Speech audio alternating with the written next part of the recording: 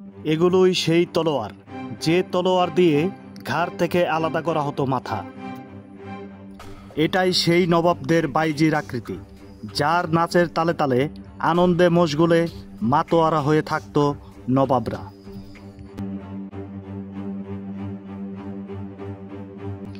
এটাই সোনাদানা আর টাকা পয়সা রাখার নবাবী সিন্ধু, যেখান থেকে কোনো চোরকে চুরি করতে হলে একটি দুটি নয়, ভাঙতে হবে 89টি তালা। রাজকীয়তা আর মোহনীয়তায় ভরপুর এখানকার অন্দরমহল আর রংমহল। এখানকার অন্দরমহল আর রংমহলের 23টি ঘরের মধ্যে একটি দুটি নয়, 4077টি নিদর্শন রয়েছে, যেগুলো আপনাকে হারিয়ে নিয়ে যাবে অজানা ইতিহাসের গহীনে। হ্যাঁ দর্শক, জয়নাল ব্লগের এবারের ভিডিওতে আজ আপনি দেখতে চলেছেন বাংলাদেশের রাজধানী শহর ঢাকার কয়েকশো বছরের ইতিহাস আর ঐতিহ্য ধারণ করে সগৌরবে টিকে থাকা নবাবী প্রাসাদ আহসান মঞ্জিল।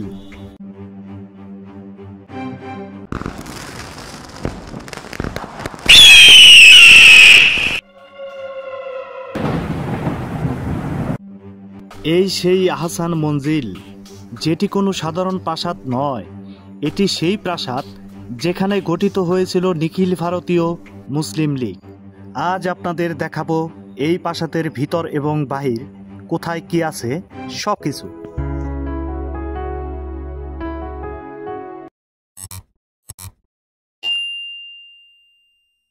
হ্যালো বন্ধুরা, আজকে আমি চলে এসেছি আহসান মঞ্জিল, যেটি ঢাকার সদরঘাটের বুড়িগঙ্গা নদীর তীরে অবস্থিত। আহসান মঞ্জিল নবাবী ইতিহাসের সংমিশ্রণে টিকে থাকা বাংলার এক গৌরবময় প্রাসাদ। কিভাবে আসবেন, কি কি দেখবেন, জানতে পারবেন এই আহসান মঞ্জিল সম্পর্কে পূর্ণ ইতিহাস। এর যাত্রায় আমরা চলে এসেছি ঢাকার গুলিস্তান। সদরঘাট ভাড়া কয় টাকা? কয় টাকা ভাড়া?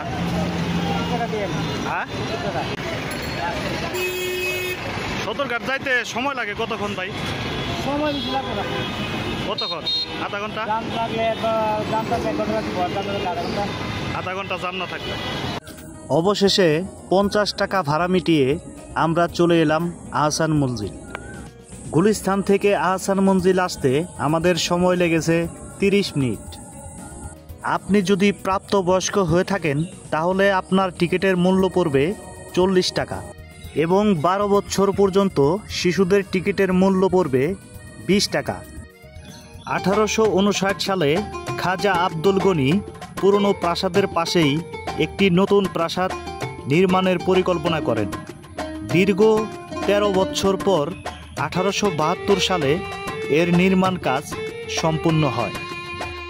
তখনকার সময় পূর্বের অন্দরমহল এবং পরে নির্মাণ করা প্রাসাদটি ছেলের নাম অনুযায়ী নামকরণ করেন আহসান মঞ্জিল।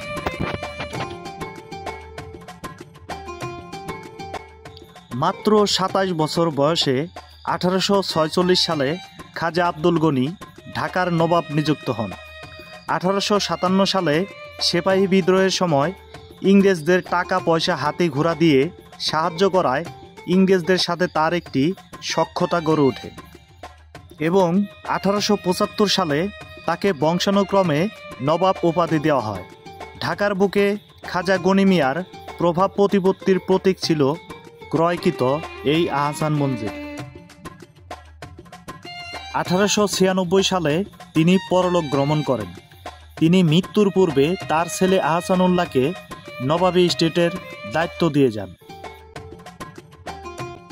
খাজা আহসানুল্লাহ, যার জন্ম 1846 খ্রিস্টাব্দে আর মৃত্যু 1901, পিতার মৃত্যুর পর 1896 সাল থেকে 1901 সাল পর্যন্ত তিনি নবাবী স্টেটের দায়িত্ব পালন করেন। খাজা আহসানুল্লাহ ছোটবেলা থেকেই অত্যন্ত দানশীল ছিলেন। মাত্র 5 বছর সময়ের মধ্যে তিনি বিভিন্ন চ্যারিটিতে প্রায় 50 লক্ষ রুপি দান করেন। বর্তমান কুমিল্লা শহর প্রতিষ্ঠায় তিনি প্রচুর অর্থ দান করেন। তার উল্লেখযোগ্য ভূমিকার মধ্যে Dhaka Mitford hospital, engineering college যা বর্তমানে বুয়েট, এবং পটুয়াখালীতে হসপিটাল এবং শিক্ষা প্রতিষ্ঠান সহ বিভিন্ন সময় ভিন্ন ভিন্ন খাতে বিশেষ ভূমিকা পালন করেন। 1901 সালে হৃদযন্ত্রের ক্রিয়া বন্ধ হয়ে তিনি মৃত্যুবরণ করেন। খাজা সলিমুল্লাহ, জন্ম 1871 সাল এবং মৃত্যু 1915 সাল। খাজা আহসানুল্লাহর মৃত্যুর পর তার ছেলে খাজা সলিমুল্লাহ ঢাকার আহসান মঞ্জিলের নবাবীর দায়িত্ব পালন করেন।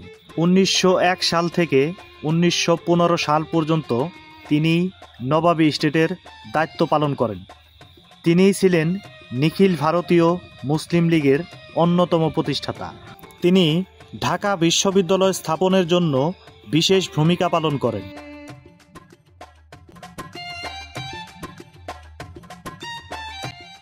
খাজা সলিমুল্লাহ বংশানুক্রমে দানশীল থাকায় এবং রাজনীতিতে সক্রিয় থাকার কারণে প্রচুর অর্থ খরচ হয়। আয়ের চাইতে বেশি ব্যয় হওয়ার কারণে এক সময় তিনি প্রচুর ঋণের জালে জর্জরিত হয়ে পড়েন। উল্লেখ্য যে তিনি জনকল্যাণ কাজেই প্রচুর অর্থ খরচ করেন।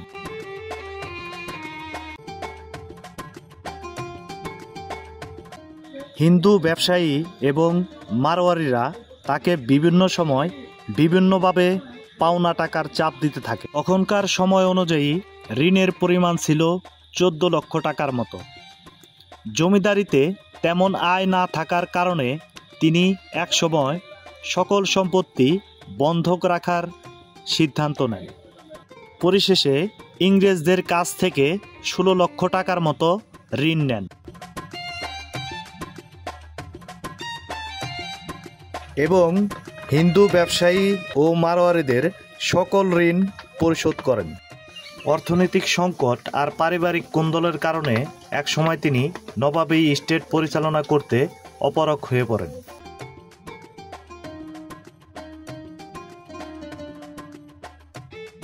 ইতিপূর্বেই ব্রিটিশ সরকার দেশীয় জমিদারদের মধ্যে যারা তাদের জমিদারি সঠিকভাবে পালন করতে ব্যর্থ তাদের স্টেট সরকারের অধীনে নিয়ে পরিচালনা করা 1879 সালে Bengal court of ward act প্রণয়ন করেন।